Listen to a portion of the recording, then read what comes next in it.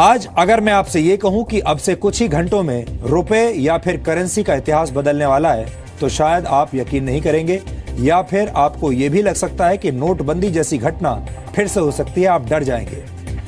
लेकिन खबर यह है कि करेंसी से जुड़ी यह घटना भारत में नहीं बल्कि जापान में होने वाली है। जापान 1 अप्रैल से बिटकॉइन को कानूनी रूप से मान्यता देने जा रहा है।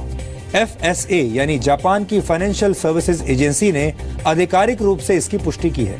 इसका मतलब यह है कि आप जापान में किसी भी तरह की खरीदारी के लिए बिटकॉइन का इस्तेमाल कर सकते हैं। बिटकॉइन के बारे में DNA में हम पहले भी बता चुके हैं, लेकिन जो दर्शक बिटकॉइन के बारे में अब भी नहीं जानते हैं, उनके मन में यह सवाल जरूर उठ रहा होगा कि आखिर ये बिटकॉइन होता क्या है। हम आपको इसके बारे में बहुत ही संक्षेप में समझा देते हैं। बिटकॉइन एक ऐसी डिजिटल करेंसी है जो ना तो किसी को दिखाई देती है और ना ही इसे कोई छू सकता है, यानी ये फिजिकल नहीं है। आपको ये जानकर हैरानी होगी कि जिस करेंसी को कोई देख नहीं सकता, कोई छू नहीं सकता, वो दुनिया की सबसे मूल्यवान करेंसी है, क्योंकि बिटकॉइन के एक सिक्के की कीमत आज की तारीख में करीब 68,000 रुपए है।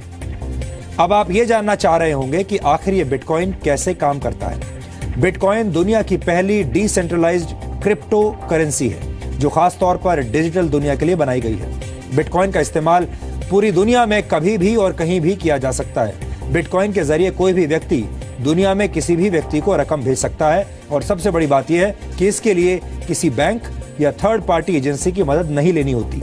यानी आप जो पैसा किसी को भी भेजना चाहते हैं, उस पैसे को सीधे अपने बिटकॉइन वॉलेट से दूसरे व्यक्ति के बिटकॉइन वॉलेट में ट्रांसफर कर सकते हैं।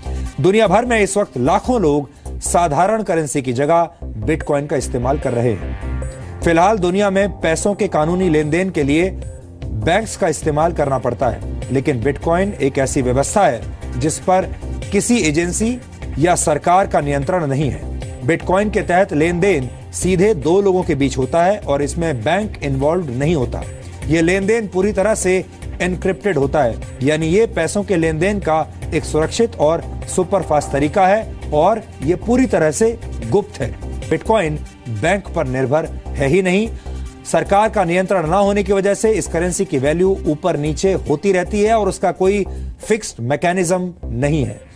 6 साल पहले जब बिटकॉइन शुरू हुआ था तो उसकी कीमत सिर्फ 6 रुपए थी, लेकिन प्रचलन में आने के बाद ज्यादा से ज्यादा लोग इसे खरीदने की कोशिश करने लगे और बिटकॉइन की कीमत लगातार बढ़ती चली गई।